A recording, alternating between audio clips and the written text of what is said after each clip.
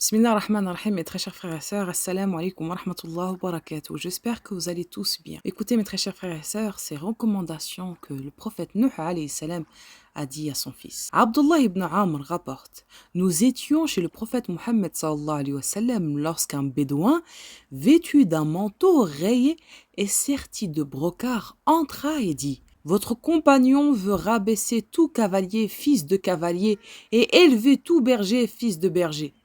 Le messager d'Allah sallallahu alayhi wa sallam le prit alors par le pan de son manteau et il lui dit: Ne vois-je pas sur toi les vêtements de quelqu'un qui n'a pas d'intelligence?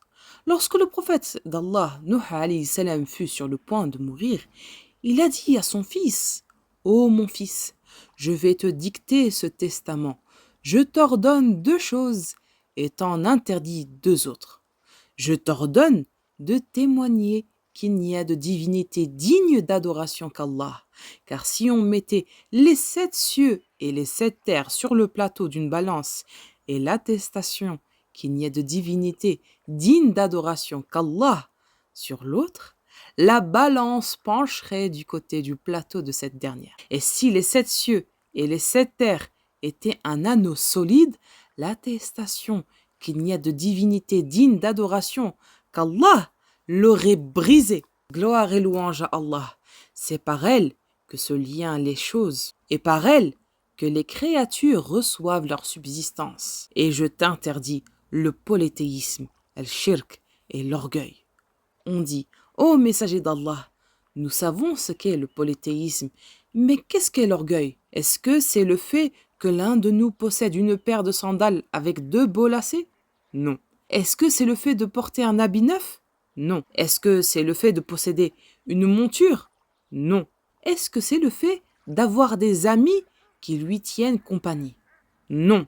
Qu'est-ce donc l'orgueil, ô messager d'Allah? Il répondit: C'est de rejeter la vérité et de mépriser les gens. As-Sahih. Vous avez vu, mes très chers frères et sœurs? Quiconque a le cœur scellé est voué à la perdition. Nous devons donc faire attention à l'orgueil, car c'est un caractère destructeur. Et nous devons être fiers de notre modestie, car, comme il a dit Al-Hafid ibn Hajar, il y a dans la modestie des intérêts tant religieux que mondains. En effet, si les gens pratiquaient la modestie en ce bas monde, la rancœur mutuelle disparaîtrait et ne se fatigueraient plus à chercher à se vanter ou faire montrer de leur vanité. L'imam Muslim rapporte d'après Abu Huraira que le prophète sallallahu alayhi wa sallam a dit: Ne vous jalousez pas les uns les autres, ne vous détestez pas, ne vous espionnez pas, ne vous épiez pas, n'essayez pas de flouer vos frères dans la vente, et soyez, ô serviteurs d'Allah, des frères. C'est un mal suffisant pour l'homme que de mépriser son frère. Le musulman dans tout ce qui le compose est sacré. Son sang, ses biens et son honneur. Concernant l'expression « c'est un mal suffisant pour l'homme que de mépriser son frère », Al-Hafid ibn Rajab a fait l'explication suivante dans son ouvrage Jami' al-Ulum wa al-Hikam, c'est-à-dire que son mépris envers son frère musulman est un mal suffisant. En effet, s'il méprise son frère, c'est qu'il est orgueilleux.